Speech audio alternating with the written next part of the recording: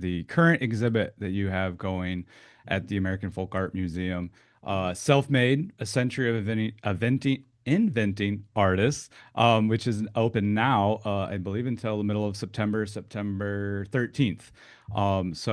If you've not been to the newly renovated, the building I know was renovated this summer, or last summer. One of the latest exhibits, which I believe you co-curated with Suzie Oppenheimer, is that correct? Exactly, yes. Okay, great. I just read a little bit here, and then I want to ask you kind of about the overall theme. But so this is an exhibit that features over 60 artists, a lot of recent acquisitions to the museum. And I was reading, it's incredible that you have paintings, sculptures, photographs, videos, artist notebooks, and just an incredible display of work there. And I was reading through it, and the latest exhibit, you kind of have this theme. I don't know if the theme is the right word, but I liked this quote: "Look at me in this way that I have chosen." And this is the way that you are presenting this work, not how us scholars or armchair historians, whoever, are interpreting this work, but this is how the artists themselves, these self-taught masters, have want to be chosen to their work to be represented. So, could you tell me a little bit about why it was so important for you all to frame this exhibit in that way? Yes, an excellent question. It's true that an exhibition never comes like as a coincidence. It answers question internally, reflections we have as team members of a museum. It resonates with our mission. It resonates with the works we are collecting and the artists from the historical ones to new encounters and new acquisitions. So this exhibition is really rooted in the present time and the questions that, as an institution, we should ask ourselves about training, about skills, about the boundaries of what we are acquiring, Hmm. preserving. How should we what kind of mechanism and protocols and policy should we put in place to best serve the artists that we are collecting? What kind of responsibilities we need to follow through when we become the custodian of this Hmm. very important material. So, Self-Made, A Century of Inventing Artists, it centers definitely on artists, as we said, without academic training. What does it mean to what does it mean to don't to have different type of trainings? Yeah. What kind of sites of training could have been influential or decisional in your way of working in a certain way or another. So the focus of the exhibition is to try to select works in which artists represent themselves. So this idea of the self-representation extended through three different branches. We looked at representation of alter egos, representation of self-portraiture. So the tradition of self-portraiture. It something that is similar to the works of academically trained artists. Hmm. Is it different? And the third section is devoted to autobiographical works. We included signature pieces in this section as well. So you have symbolic representations. So by looking at the way artists represented themselves, I think we are right now challenging the misconceptions we often hear about self-taught artists that are not who are not informed about art history. They are operating outside of the peer system. Therefore, they must not be self-conscious about their role or their image or their representation. Hmm. As artists, as capital A artists. So I think this exhibition is definitely a way of challenging misconceptions that we are still dealing with in the field of self-taught art. It challenges also, I would say, like it critically like it revisits the notion of self-taught. What does it mean to have a training in the art world?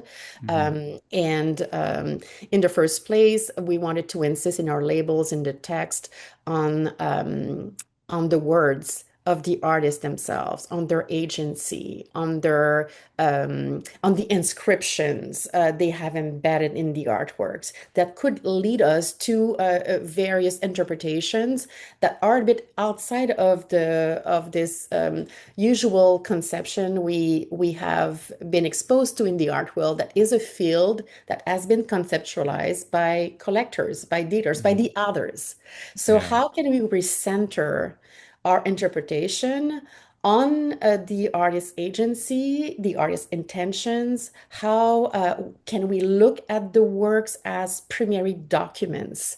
Like, if we look at these works for themselves, their aesthetic, their materiality, how can we develop like additional scholarship by centering on the art itself, on the works? And so this very, I would say, like precise selection of works coming from our mainly coming from our collection, was done with this goal in mind to refocus on on the artist intention and agency, and foreground these different statements Mhm. within our interpretation of the works, and challenging these reductive like narratives that have been defining a lot the field of self-taught art. So looking at for instance, an artist like Maurice Hirschfeld and his history in the textile industry, Yeah. is the way that he worked with patterns, how this could have been embedded in terms of field of expertise, field of knowledge within the works themselves. Um, but we can stay away also from the professional like connector, but also focus for some artists on some symbolic representations of how they conceptualize themselves as agents in a community, for instance, and they become like storytellers, but they're reusing these same symbols, these same like techniques, and they reinforce this I would say these vocabularies, if you will, Mhm. within their works over a long period of time. So we really like develop like additional scholarship that forces us to revisit as well our database, update our database, and increase the knowledge on the artworks themselves. Yeah. And this exhibit, I think, I forget the exact number, but also features some currently living artists. Is that correct? Is there, I know there's 60 total. How many do you know about are currently living and currently still making work? Yes, we have. I think this exhibition is also a reflection of how we are consistently looking critically at our collection, areas of development, of our strength, but also areas we could expand, and looking at the works um, on on on a larger timeline, what is happening in the creation of today, what is happening in the field of today, how this field is expanding. And so we have included the works. I think one of the works that I really love in this exhibition is the works of Suzanne Genao, who is an artist, an active artist creating creative growth in Hmm. California. And she is involved in filmmaking video workshops. So we have included one of her films within the exhibition. So the show translates various mediums of expression, something that was not familiar to Adolphe Wolfli and Alois Corbaz in the 20s Yeah. and 30s. But we looked at also works in the field of photography, of sculpture. We loved to also develop our area in the exhibition. We love to also include works by people who have been working with long, maybe I can rephrase it, in the exhibition as as we do in our collection, we have looked as well as narrative-based artworks in bookmaking, Hmm. notebooks, manuscripts. And so in this exhibition, we have included the works of Adolf Wolfli. Um, that is a drawing that was part of a notebook, a Okay. 25,000 long narrative. And Sure. so the Yeah. drawing was folded within that book Oh, during his lifetime. It was not something that he sold to the visitors of the psychiatric hospital. This is something he kept preciously with himself within his book. So we have collected over the years. Books, manuscripts. We have in this exhibition the works aside from Adolf Wolfli, we have the work of Henry Darger. We have the largest collection of Henry Darger. So we included for this exhibition is autobiography hmm, in 8 volumes. We have the work of James Edward Deeds. Deeds created a diary filled with 283 drawings. And these drawings were eventually dispersed on the market and sold separately. hmm, Luckily, everything was very well documented before the works were removed from the diary. But so we exhibit in self-made one of the pages. So what we like is to put these objects in context as well. It's very important to see that they were part of ensembles. hmm. So I think when you look at a large watercolor of Henry Darger, it's a page that was eventually should be looked at as part of um, Right.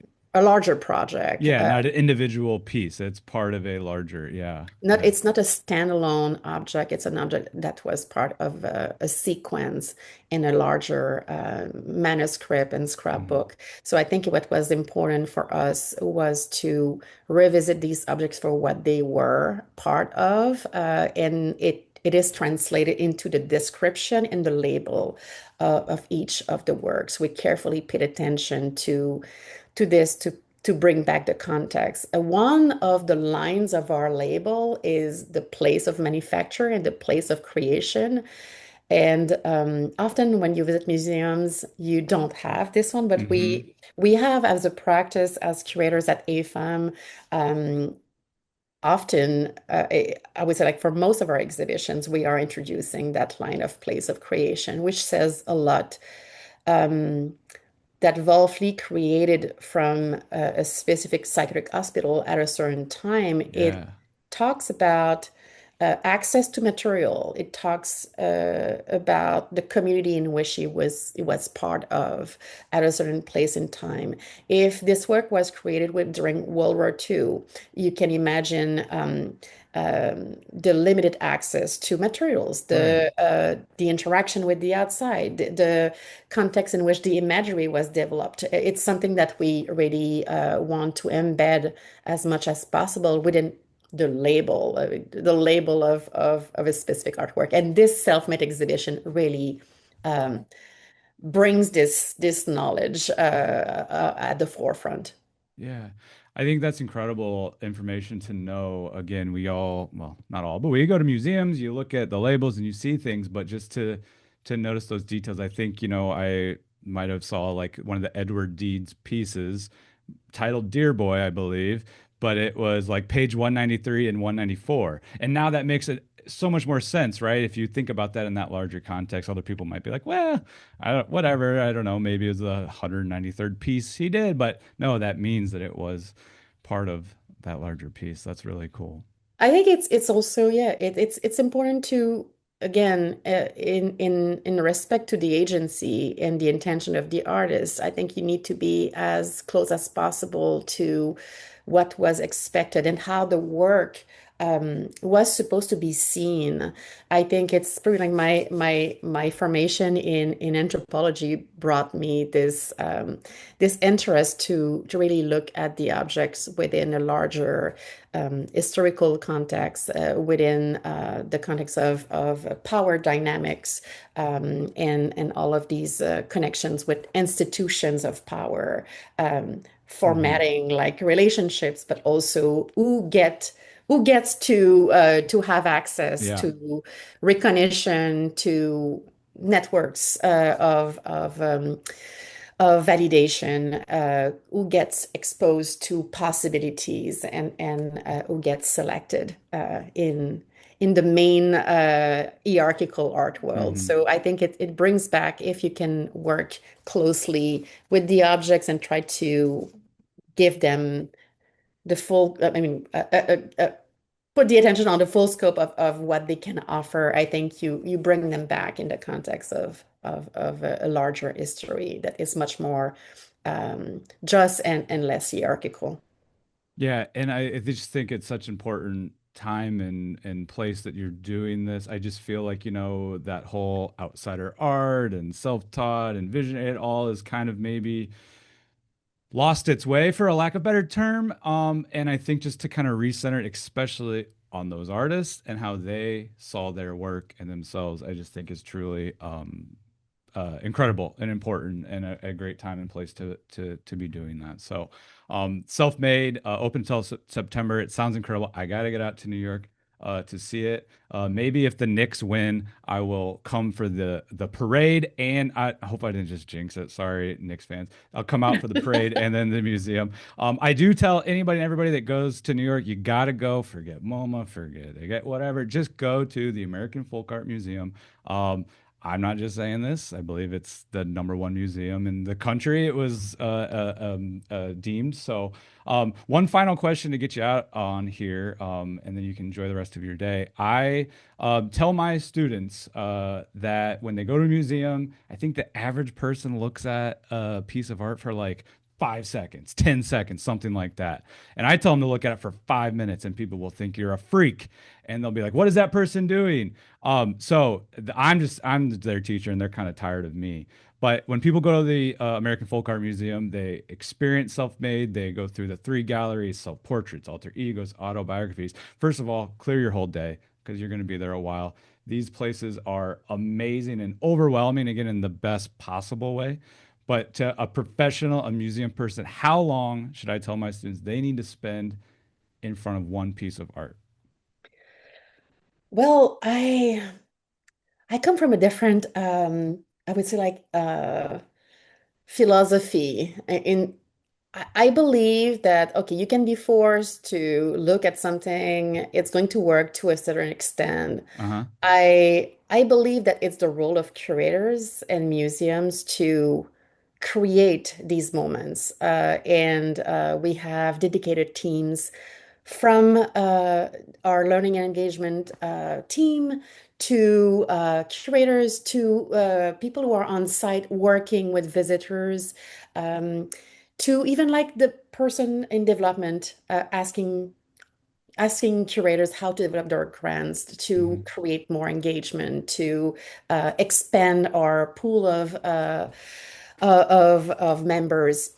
I believe that it's our role as a museum to connect with different type of visitors, with people coming from different experiences, not only because it's what museums should do, Hmm. but it's also because the artists that we have in our museum, that we have conserved and preserved, are themselves coming from these different backgrounds, carrying different life experiences. James Castle, Adolf Wolfley, people Yeah. in psychiatric hospitals, women who were incarcerated, people living in the street, homeless, people who have decided to work secretively on a massive body of work without the knowledge of anybody because they Hmm. wanted to create a visual legacy. So I think these various experiences, they need to be embedded in our museum experience and in what we are providing. And I hope that my exhibition can offer these different points of entry. And so I would say like for a any kind of visitors not familiar with our collection, I would say like it's to find the work that has meaning for you. Yeah. And hopefully we are going to be able to engage with these individuals through sometimes a label, through sometimes a different type of work that is going to be more actual to their knowledge or imagery. So I don't think it's a question of the amount, it's the quality of the experience. It's the moment that is determinant to create a life-changing maybe experience Hmm. or a new revealing moment that will illuminate the rest of your day or of your future experiences. So it's not the time, it's Okay. quality. Deal. Well, I'm still gonna tell more than 5 seconds. You gotta stay for longer than 5 seconds. But Valerie It's very Rousseau. challenging because, I have a daughter who is like, for her, when she looks at a video, if it goes over 30 seconds, she's like, it's way too long. I But know. I think it's the connection. I think with the fact that you are an educator, you work with younger age students. I think they keeps us connected to the present time, to their Yeah. reality, and we have therefore to shift a little bit our way of bringing them to exposing them to knowledge. But Hmm. it's important to take this into consideration. We have to create a moment to force them to pause. Yeah. But when it's not coming from a personal passion, I think it's hard to create this encounter. Hmm. Yeah. Yeah, I absolutely love sharing the works of these self-taught artists to my high school students because, I think anyone we can all love and cherish the Van Goghs of the world, the Renaissance works, Leonardo's, but these are the works that they can connect a little bit more with. And as I tell my kids all the time, they're like, "Oh, I can't draw this anymore. It doesn't look like a real ear." I'm like, "It doesn't have to look like a real ear. Like make it how you want." So, yeah, I think that's Yeah, uh, I think it's a good point. And I mean, they are definitely like, not that I want to extend, but they are definitely like two areas of collecting and exhibiting at the museum. There are two areas of collecting and exhibiting at the museum that I particularly love. One is all these works related to performance, to outdoor interactions with visitors. Think about Bill Trailer, hmm. who created his entire body of work Yeah. outside, in front of a general store, Hmm. engaging through his art with the passersby. So I like really much this part of our collection dedicated to performers, to storytellers, to people who have been like really creating outdoors and outside of the usual framework. And these other ones are the ones like, Darger, Wolfley, Deeds, who are like who created like these manuscripts, these lifelong artworks. Think about also environments would fall into this group. An environment. Think about Sam Rodia. Hmm. Uh, think about the works of Emery Blagden. These Yeah. works develop over a long time. It's a lifelong practice. And so again, the object is not isolated. It's part of an ensemble, but also the factor of time is